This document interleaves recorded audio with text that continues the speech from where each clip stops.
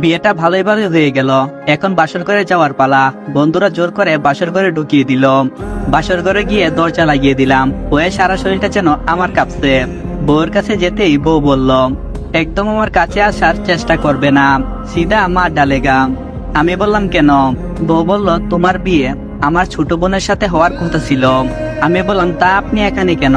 আপনার ছোট বোন এখন কোথায়? তখন বউ বলল, আমার বোন তার বয়ফ্রেন্ডের সাথে পালিয়ে গিয়েছে। আমি বললাম, মার ডালেগা, আপনি এখানে কেন বসে আছেন? বউ বলল, তোমার সাথে আমার বিয়ে হয়েছে বলে।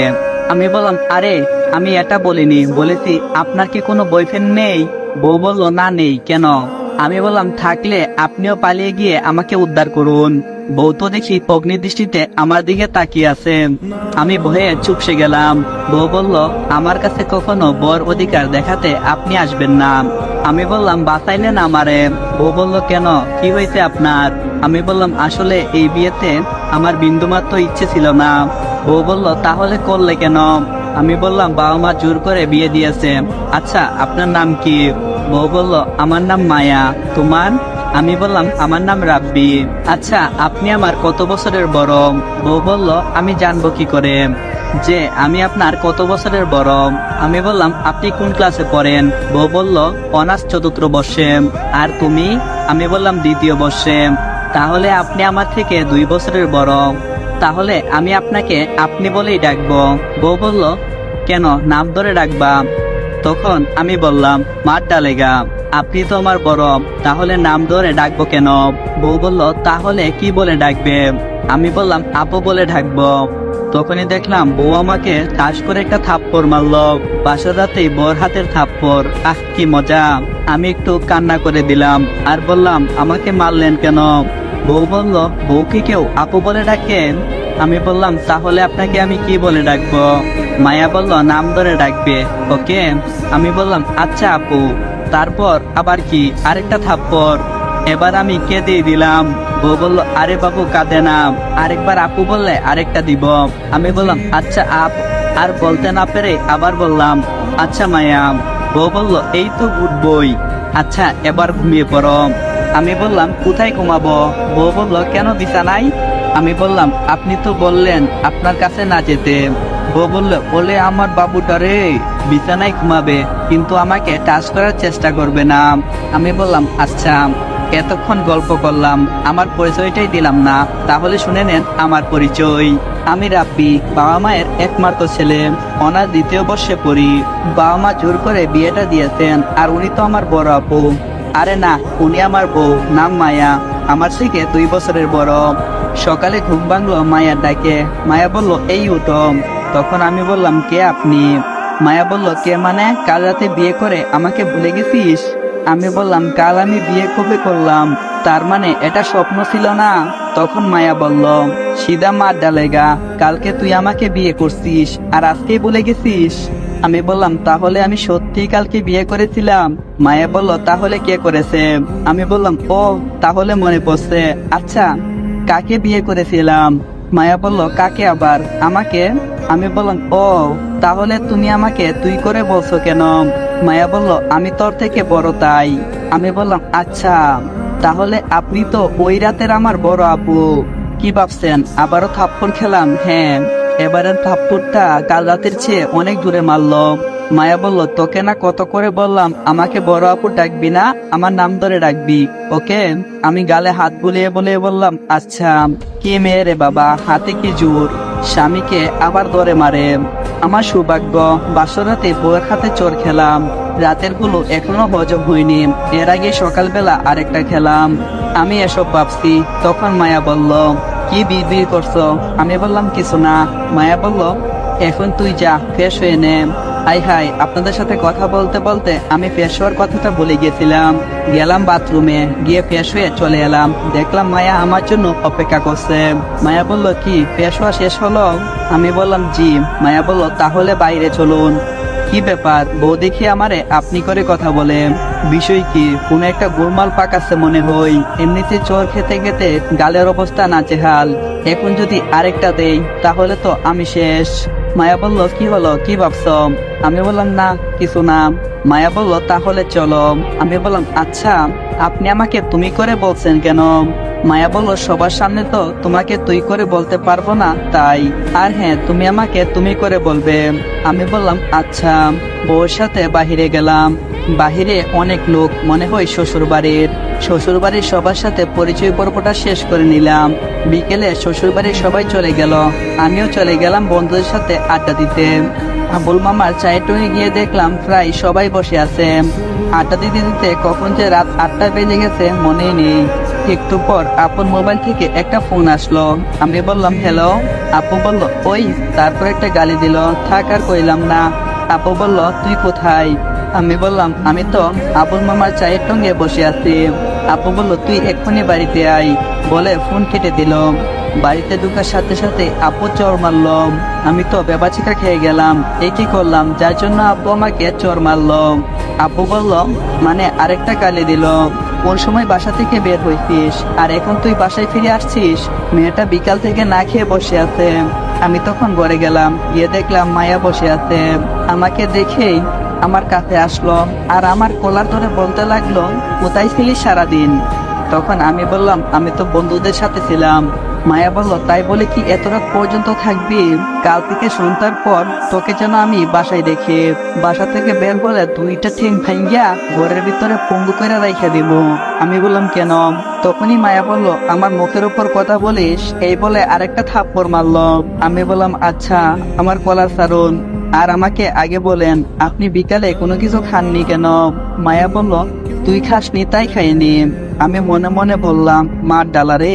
মায়া বলল কি হলো, এভাবে চেয়ে আছো কেন?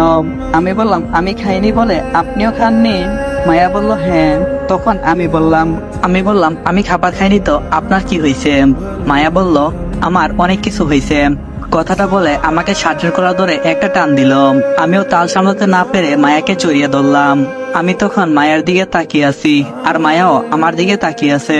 তখন নিজেকে ছাড়িয়ে নিয়ে বললাম শিশু ছেলেকে নির্যাতন করা বন্ধ করুন। মায়া তখন একটা মুচকি হাসি দিল। আমি বললাম তুমি এখানে থাকো। এই বলে আমি একটা প্লেটে ভাত তরকারি নিয়ে এলাম। মায়াকে বললাম এই নিন ভাত খান। মায়া বলল না খাবো না। আমি বললাম মানে আপনি তো সকাল থেকে কোনো কিছুই খাননি। মায়া বলল তুইও তো খাসনি। আমি বললাম আমি পরে খাবো, আগে আপনি খেয়ে নেন। মায়া বলল তুই আমার সাথেই খাবে, তুই আমাকে খাইয়ে দিবি আর আমি তোকে খাইয়ে দেব। আর কি করার, সত্য হলেও সিনিয়র আপু। তারপর দুইজন একসাথে খাবার খেয়ে ঘুমানোর প্রস্তুতি নিলাম। আমি বিছানার এক পাশে আর মায়া অন্য পাশে। কখন যে ঘুমিয়ে গেলাম মনে নেই। মাঝরাতে ঘুম ভাঙলো। বুকের উপর ভারী কিছু অনুভব করলাম। দেখলাম মায়া আমাকে জড়িয়ে ধরে ঘুমিয়ে আছে, একদম বাচ্চা মেয়ের মতো লাগছে। নিজের মনের অজান্তেই মায়ের কপালে একটা চুমু দিলাম। মায়া কেঁপে উঠলো। তারপর আমি ঘুমিয়ে পড়লাম। সকালে ঘুম ভাঙলো মায়ার ডাকে। ঘুম থেকে উঠে নাস্তা খাইলাম। এক পর্যায়ে আব্বু আসলো। আব্বু বলল কাল তোরা সিঙ্গাপুরে হানিমুনে যাবি। আমি আর কোনো কিছু বললাম না। মায়ের দিকে তাকিয়ে দেখলাম মায়া লজ্জায় মাথা নিচু করে বসে আছে। নাস্তা শেষ করে এসে ঘরে বসে আছি। কিছুক্ষণ পর মায়া রুমে আসলো। আমি বললাম মায়া। মায়া বলল কি? আমি তখন বলছিলাম কি আমাদের মধ্যে তো শারীরিক সম্পর্ক নেই, তাহলে হানিমুনে যাওয়ার কি দরকার, বাবাকে না বলে দেই। তখন দেখলাম মায়া তার চোখ মুখ ফুলিয়ে দিয়েছে, বোধহয় রাগে এখনই কান্না করে দেবে। তখন আমি বললাম আরে ভাই এত রাগ করার কি দরকার, আর শুনো তুমি রাগলে পুরো পাকা টুমুটুর মতো লাগে। মায়া আমার কলারে টান মেরে ওর একেবারে মুখের কাছে নিয়ে গেল। মায়ার নিঃশ্বাস আমার মুখে পড়ছে। মায়া শুধু একটা কথাই বলল আমরা হানিমুনে যাচ্ছি। আমি তো ভয় পেয়ে গেলাম। ভয়ে ভয়ে বললাম আচ্ছা। তখন মায়া আমার কলার ছেড়ে দিয়ে চলে যাবে এমন সময় আমি বললাম একটা কথা।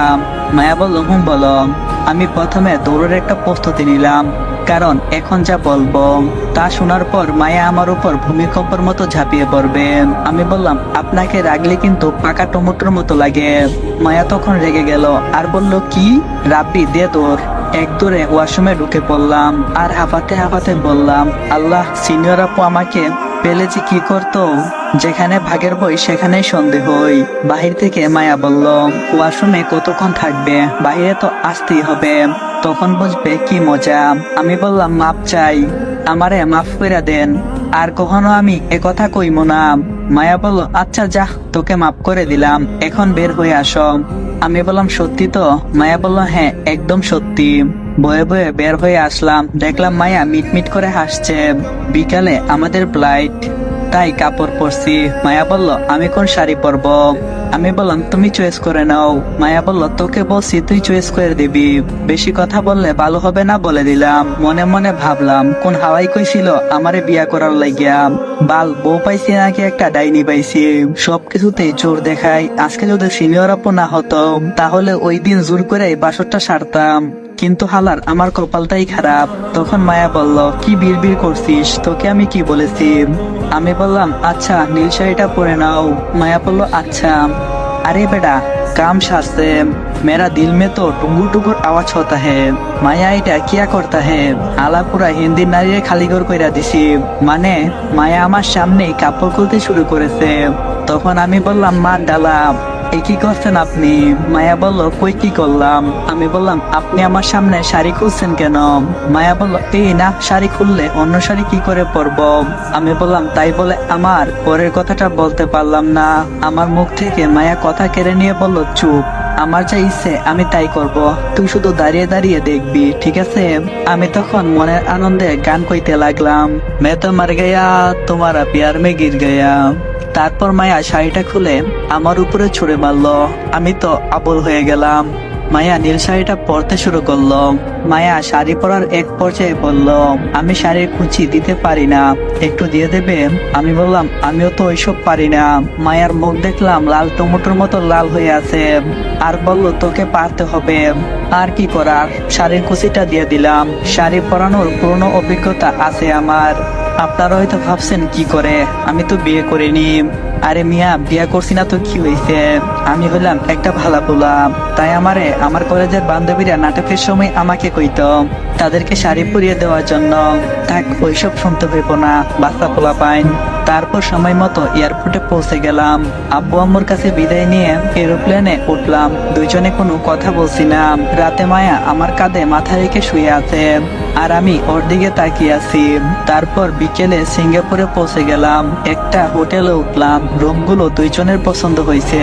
তারপর আর কি, আমি আর মায়া কাপড় পাল্টে বসে বসে টিভি দেখছি আর রিমোট নিয়ে কারাকারি করছি।